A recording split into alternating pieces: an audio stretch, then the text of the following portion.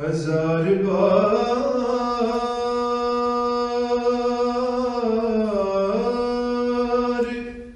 बशोयम दहन से मुश्को गुला हुनूज नाम तो गुफ्तन कमाल बेदबीस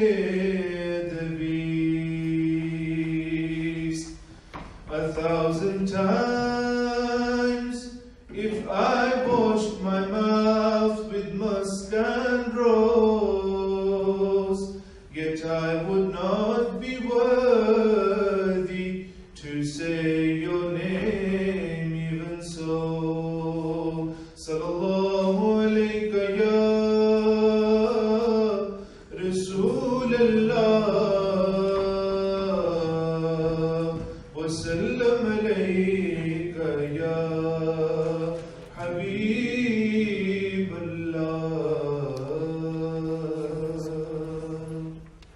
Before the arrival of the Prophet ﷺ into this world, the world, it was drowning in ignorance and misguidance. There was a qawm, there was a people that would worship fire. The people of Faris, they would worship a fire that was lit for over 1,000 years. There was a qawm that would worship water. There was a river, a particular river that they would worship. There was a qawm that would worship idols. Yani their own creations, they would worship them. There was a qawm that would worship stars. But with the arrival of the Prophet ﷺ, that fire that was lit for over 1,000 years was extinguished.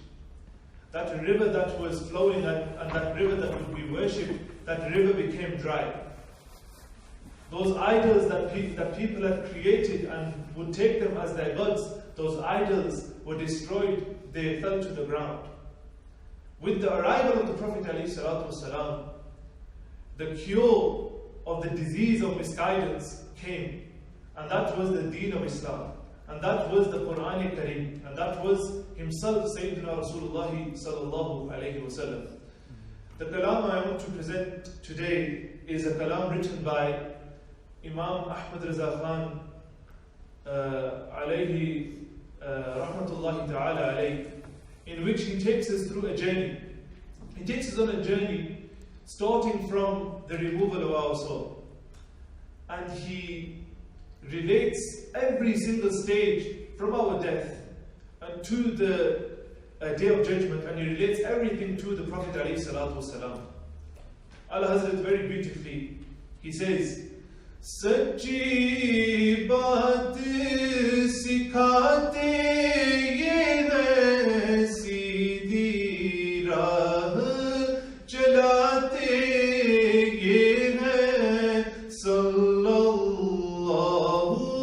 alayhi wasallam, sallallahu alayhi wasallam. Al-Hazrat, he says that Sachee baat sikhaate ye hai. The Prophet ﷺ teaches the truth, teaches what is right. Seedhi raah chalate ye hai. The Prophet ﷺ takes upon that path which is correct, that path which is the guided path. And the first share that he talks about, that he begins with is about the removal of the soul.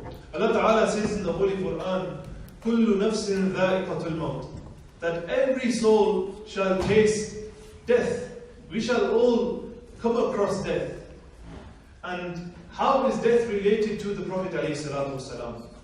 They say that, the death of a believer is very different to a death of a disbeliever. The death of a believer, his soul is removed from his body like hair is removed from door or button. Very softly, his soul is removed. The angel of death greets him by saying, Ya ayyatuhan nafsul mutma'inna, or in other narrations, al-tayyiba, that good soul. The angel of death greets him in such a way. And then the angels, they come from paradise with a shroud. They come from paradise with fragrance. And that soul, that experience, is is very different to the removal of the soul of a disbeliever. Allah Hazrat says, Naz'i ruh mein aasani de kalima yaad dilate ye hai. How do we attain ease in our death? How do we attain ease in our death? We have the kalima that the Prophet ﷺ brought to us, gave to us. And what is that kalima? That kalima is La ilaha illallah Muhammadur Rasulullah. And after death, what takes place?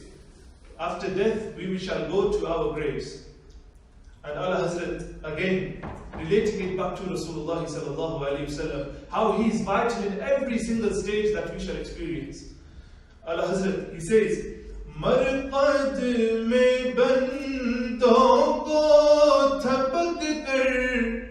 You know, in the grave, I can give you an example. You are all studying, majority of you are studying here. You have exams. If an exam paper is leaked, what happens? That exam paper is shut down, it is in other words destroyed, and a new exam paper is brought forward. And then that new exam is taken, and the old exam is not taken into account. But look at the mercy of Rasulullah sallallahu alaihi wasallam. Before our questions in the grave, he tells us what those questions will be. What are those questions? The first questions, Man Rabbuka, who is your Lord? Second question, Ma Dinuka, what is your religion? And the third question, Ma kunta taqulu fi haqqi hadha ar-rajul. What did you used to say about this individual? And in that very moment, the person of the grave shall be blessed with the beautiful vision of Rasulullah sallallahu alaihi wasallam. And in that moment, the believer who lived his life upon the sunnah of Rasulullah sallallahu alaihi wasallam, who lived his life with a connection to Rasulullah sallallahu alaihi wasallam, who lived his life sending durood and salam, salutations and blessings upon the Prophet alaihi salatu wasalam, he shall be able to recognize that this is Muhammad sallallahu alaihi wasallam. He will be able to answer that question. Allah Hazrat compares this coming of Rasulullah sallallahu alaihi wasallam to how, you know, when in our families we have a child or we have a baby and the baby is in discomfort and the baby is crying, we pick up the baby and we tap and pat the baby on the back. You call in Urdu, this is tabakna, to tap the baby or to tap something and give something comfort. Allah Hazrat describes the coming of Rasulullah sallallahu alaihi wasallam into the grave and that vision as how the mother picks up the child and taps the baby and gives the baby comfort. Just like that, the coming of Rasulullah sallallahu alaihi wasallam into the grave, and the person of the grave who is going through anguish and difficulty, when he will see Rasulullah sallallahu alaihi wasallam, that beautiful vision of Rasulullah will take away all his problems, will take away all his anguish. And then Allah Hazrat finishes off with Meeti Neend Sulate Ye Hai Sallallahu Alaihi Wasallam. And then it is said that a window in the grave is opened and the fragrance of Jannah enters the grave, and the person of the grave sleeps a very long, beautiful sleep until the day of resurrection. Now, Allah Hazrat, He's brought us through the death, the removal of the soul, and then the occurrence of the questions of the grave. And then Allah Hazrat then talks about the Yawm Jaza, the day of resurrection, and how that is also relevant to Rasulullah sallallahu alaihi wasallam, and how we ought to have a strong nisbah, a strong relation to Rasulullah sallallahu alaihi wasallam if we are to be successful in the hereafter. They say on the day of judgment, the sun shall be brought near. The sun shall be approximately 1 mile away from our heads. People shall be drowning in their own sweat. Now we can't perceive this. It doesn't make sense to logically. How can a person sweat so much that he drowns in his own sweat? But that shall occur on the day of judgment. On the day of judgment, Allah Ta'ala says in the Holy Quran, يَوْمَ يَفِرُّ الْمَرْءُ مِنْ أَخِيهِ وَأُمِّهِ وَأَبِيهِ وَصَاحِبَتِهِ وَبَنِيهِ. On that day when man will run from his brother, his mother and his father, his children and his partner. You know, if you have a problem today, we go to our family members. We go to our father, our mother, our brothers, our sisters. Oh brother, help me, I'm in a difficult situation here. Help me. Oh father, I'm in a difficult situation, help me. But no, on that day, man will run from his brother. Man will say, how can I help you when I don't know how I will answer to Allah Ta'ala for my own doings and my own amal? How can I help you? And then man will run from his brother. This is the reality of the Day of Judgment. But the Prophet ﷺ, he will be of help on that day. The Prophet ﷺ said, find me in 3 places on the Day of Judgment. The first that is mentioned is Haud Kawthar, the fountain of Kawthar. Allah Ta'ala says in the Holy Quran, Inna a'tainaka al-Kawthar. Surely we have bestowed you with al-Kawthar. What is al-Kawthar?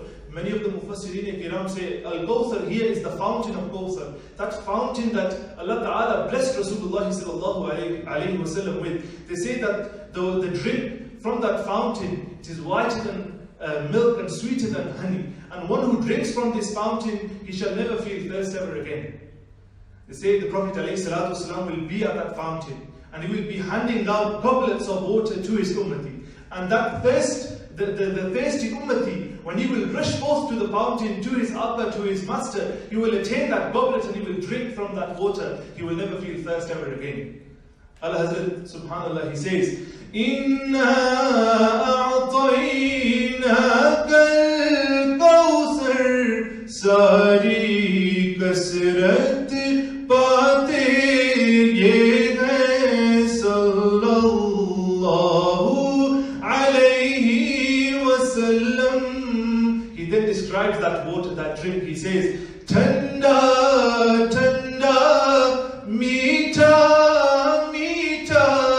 पीते हम हैं पिलाते ये हैं सल्लल्लाहु अलैहि वसल्लम.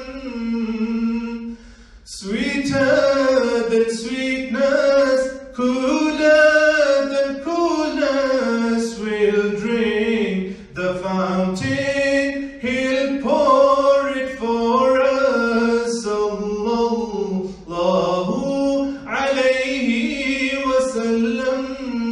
And then describing that mother who shall run away from her only child. Al-Hazrat says, Ma jab iklote ko chode aa kehkar bulate ye hai. That when that mother runs away from her only child, the cry of come here will be found with Rasulullah sallallahu alayhi wa sallam. And then Allah says, Baap jahan bete se baage lutf wahan farmate ye hai sallallahu alayhi wa sallam. And at that scene where a father runs away from his son, comfort and kindness is found only with Rasulullah sallallahu alayhi wa sallam. There are many more ash'ar of this kalam talking about the day of resurrection and how it is linked and how the Prophet ﷺ will come in aid, will come in help of his ummati, of his loved ones. He sallallahu alayhi wa sallam, but Sheikh Sahib is here and I want to quickly finish up so that we can hear pearls of wisdom from them. Al-Hazrat finishes his kalam with Keh do riza se khush ho, khush re. Keh do riza se khush ho, khush re. Keh do riza se khush ho, khush re. Mujda riza ka sunate ye hai sallallahu alayhi wa sallam, sallallahu alayhi wa sallam. Thank you for listening very attentively. I pray Allah Ta'ala increases glory in the love of Rasulullah sallallahu alayhi wa sallam. I pray Allah Ta'ala forgive me if I have said anything wrong. Wa akhiru da'waya alhamdulillahi rabbil alamin.